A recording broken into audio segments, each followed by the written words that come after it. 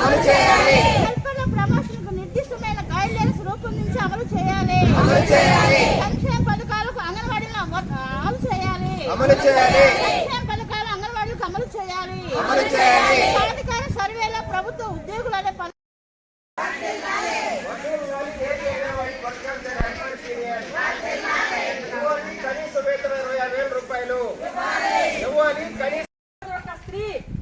ఇంటిలో లేకపోతే ఆ ఇల్లు అస్తవ్యస్తంగా అయిపోయి సమాజానికి ఆ కుటుంబానికి నాశనం అయిపోతుంది.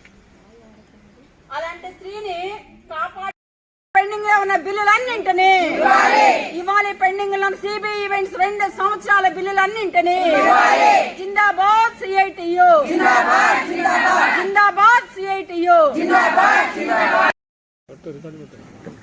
AP Anganwadi workers and helpers union Bapatla జిల్లా ప్రధాన కార్యదర్శి రేఖ. ఈరోజు రాష్ట్ర వ్యాప్తంగా అంగన్వాడీలు మరి ధర్నా నిర్వహిస్తూ ఉన్నాం. 17వ తారీఖు రాష్ట్ర వ్యాప్తంగా అన్ని మరి ప్రాజెక్టు కార్యాలయాల వద్ద ఈరోజు ధర్నా చేస్తూ ఉన్నాం. ప్రభుత్వం ఇప్పటికీ 2019 నుంచి వేతనాలు పెంచినటువంటి పరిస్థితి లేదు. గత ప్రభుత్వం టీడీపీలో ఉన్నప్పుడు అసెంబ్లీ సమావేశాల సాక్షిగా అంగన్వాడీలకు వేతనాలు పెంచుతున్నాను అని ప్రకటన చేసినటువంటి ప్రభుత్వం ఈ రోజు వరకు కూడా ఈ ప్రభుత్వం వచ్చిన తర్వాత ₹1 కూడా పెంచినటువంటి పరిస్థితి లేదు. ధరలు పెరిగిపోతా ఉన్నాయి. పెరిగిన ధరలకు అనుగుణంగా ఈ రోజు వేతనాలు పెంచాలని చెప్పేసి మేము డిమాండ్ చేస్తా ఉన్నాం. మీరు ఇప్పటికీ మినిస్టర్స్ దగ్గరికి, సీఎం గారి దృష్టికి, మినిస్టర్స్ దగ్గరికి, ఎమ్మెల్యేల దగ్గరికి తీసుకెళ్లాం. అయ్యా, మా యాప్ల పని భారం పెరిగింది, వర్కులు ఎక్కువగా ఉన్నాయి, పని చేయలేకపోతా ఉన్నాం, ధరలు పెరిగిపోయి ఉన్నాయి, మాకు వేతనాలు మాత్రం చాలా తక్కువగా ఉన్నాయి, 11,500 రూపాయలు ఒక జీతం అని అడుగుతున్నాం మేము. మరి ఈరోజు మనిషి బతకడానికి ఎంత కష్టంగా ఉంది. మరి అంగన్వాడీ కేంద్రాల్లో గర్భవతులకి, బాలింతలకి, చిన్న పిల్లలకి ఎన్నో సేవలు అందిస్తా ఉన్నాం అంగన్వాడీలుగా మేము. మరి ఇంత పిల్లలకి సేవలు చేసే మాకు మా పట్ల ఈ ప్రభుత్వాలు ఎందుకు ఇంత నిర్లక్ష్య వైఖరి వ్యవహరిస్తా ఉన్నాయో మేము అడుగుతా ఉన్నాం ప్రభుత్వాన్ని. మరి ఎంతంత డబ్బు ఎమ్మెల్యేలకి, ఎంపీలకి ఒక్క నెల ఆపండి, ఒక్క నెల ఎమ్మెల్యేలకి జీతాలు ఆపండి. మా జీతాలు, మాకు వేతనాలు పెంచడానికి కష్టమా? మరి స్వచ్ఛంద సేవా సంస్థలు నడుపుతున్నా అంటూ చెప్తున్నారే, మరి స్వచ్ఛంద సేవా సంస్థలు దేనికి పెడతా ఉన్నారు?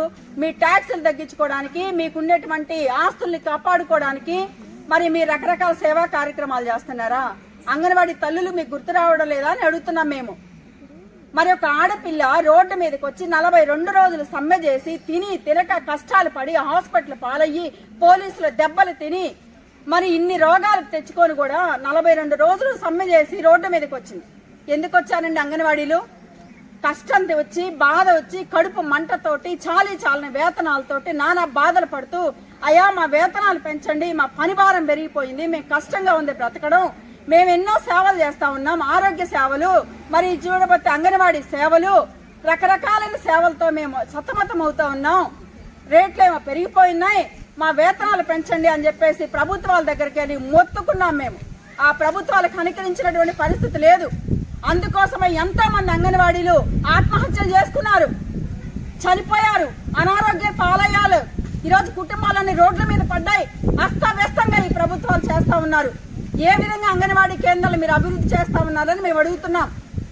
అదేమంటే కేసులు పెట్టడం కాదండి, అదేమంటే తీసుకెళ్లి వాళ్ళ మీద రకరకాల సమస్యలను బనాయించడం కాదు, రాజకీయంగా జోక్యం చెప్పి అంగన్వాడీ కేంద్రాలు తీసేయడం కాదు. అంగన్వాడీ కేంద్రాలు ప్రక్షాళన చేయాలి, కేంద్రాలు సంస్థాగతం చేయాలనే ఆలోచన మీకుంటే ఖచ్చితంగా వేతనాలు పెంచాలి. ఎందుకంటే ఒక్క మహిళ రోడ్డు మీదకి పని పాట లేకుండా రాదు. ఎందుకు వస్తుంది? కడుపు మండి బాధతోటి రోడ్డు మీదకి వస్తుంది. సుప్రీంకోర్టు చెప్పింది అంగన్వాడీలకి గ్రాట్యుటీ అమలు చేయాలని.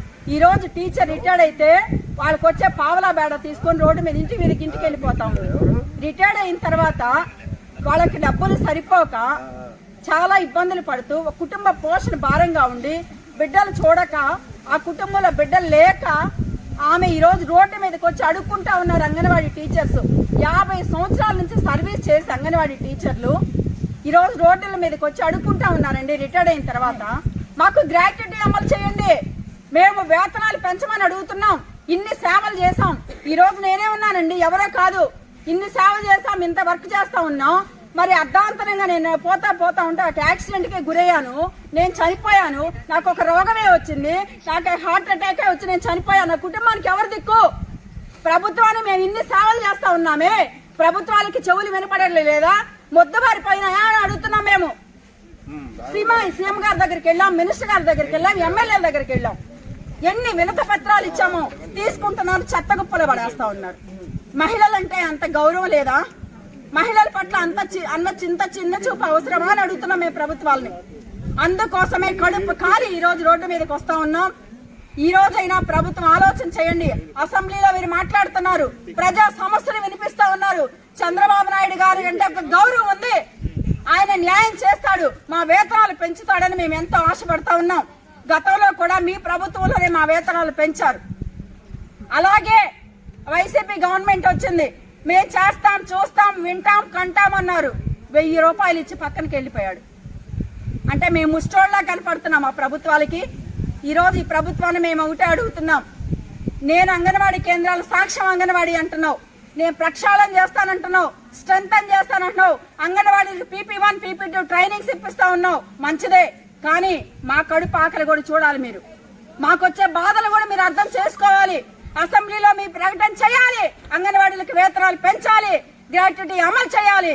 లేని పక్షంలో మార్చి 10వ తారీఖు రాష్ట్ర వ్యాప్తంగా చలో అసెంబ్లీ, చలో ఢిల్లీ, చలో విజయవాడ కార్యక్రమాన్ని చేపడతా ఉన్నాం.